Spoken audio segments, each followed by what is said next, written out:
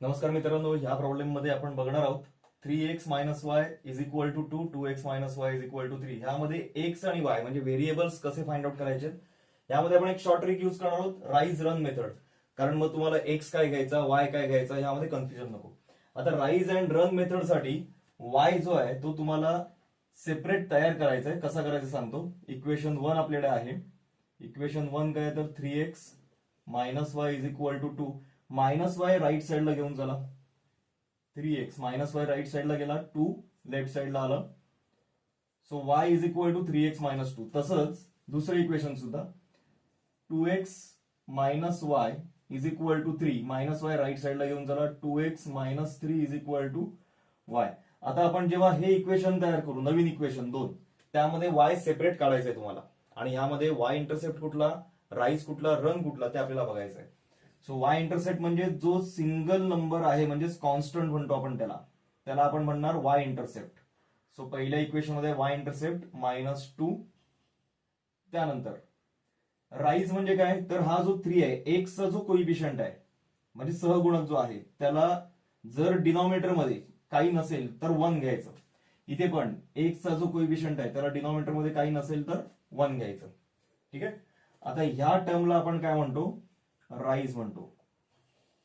आणि ह्या टर्मला आपण म्हणणार आहोत रन. इथे पण सेम तसंच. सो राईज 3 आहे आणि रन आपल्याकडे आहे 1. इथे पण राईज आपल्याकडे 2 आहे. पहिला वाय इंटरसेप्ट बघूया. वाय इंटरसेप्ट आहे -3 विथ साइन घ्यायचं. सपोज हा प्लस असेल तर +3, मायनस असेल तर -3. आणि आपल्याकडे आता राईज किती आहे, इथे 2 आहे आणि रन 1 आहे. आता ह्या इक्वेशन वरून आपल्याला सॉल्व्ह करायचं. हे जे आपल्याला व्हॅल्यूज मिळाल्यात, ह्या व्हॅल्यूज वरून आपण इथे सॉल्व्ह करणार आहोत. सो राईज कुठला, रन कुठला हे लक्षात आलं असेल.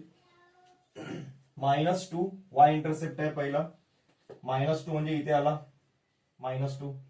त्यानंतर राईज आहे 3. हा जो -2 आहे त्या -2 पासून 3 वरती घेऊन जायचा, कारण +3 आहे. -3 असल्यावर आपण खाली घेऊन गेलो असतो.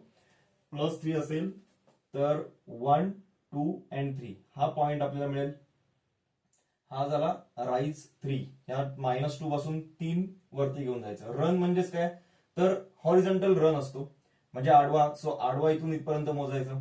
सो आपल्याला हा 1 मिळतोय, 0 to 1. सो इथे आपल्याला हा मिळाला पॉइंट पहिला. आता हा जो पॉइंट आहे आणि हा नवीन पॉइंट मिळालाय तो जोडायचा आहे.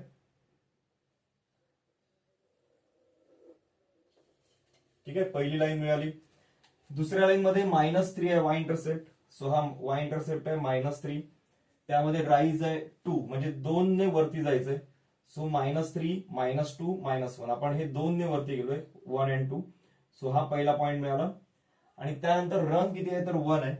सो इथून इथपर्यंत परत रन घ्यायचंय. आता ह्या पॉइंट पासून तुम्हाला ह्या -3 मधून एक लाईन ड्रॉ करायची आहे.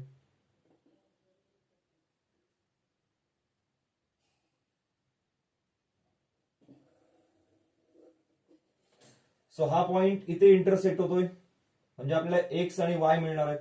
सो आता एक्स आणि वाय जिथे ह्या दोन लाईन्स, लाईन 1 आणि लाईन 2, ह्या दोन लाईन्स जिथे इंटरसेक्ट, जिथे छेदणार आहेत, तिथे तुम्हाला कोऑर्डिनेट्स देणार आहेत एक्स आणि वायच्या व्हॅल्यूज. सो आपण आता एक्स बघूया पहिला. हा पहिला एक्स, हा पॉइंट इथे मॅच होतोय, म्हणजेच -1 ला मॅच होतोय. आणि वाय आपल्याकडे आहे -5. सो हा पॉइंट मिळेल आपल्याला -1 अँड -5. सो हा झाला एक्स आणि हा झाला y. So x is equal to -1 and y is equal to -5. हे झाले फायनल आन्सर्स. ही झाली short trick rise and run method. पुढचा प्रॉब्लेम सुद्धा आपण राईज अँड रन मेथडने सॉल्व्ह करूया. तुम्हाला जर वाटत असेल तर आपण एक्स वाय च्या व्हॅल्यूज तुम्ही जशा पुटअप करत आपण आन्सर्स फाइंड आउट केले तसं केलं तरी चालू शकेल. पण ही एक शॉर्ट ट्रिक आहे, लक्षात ठेवा. ठीक आहे. पुढचा प्रॉब्लेम आपण तसाच सेम सॉल्व्ह करूया.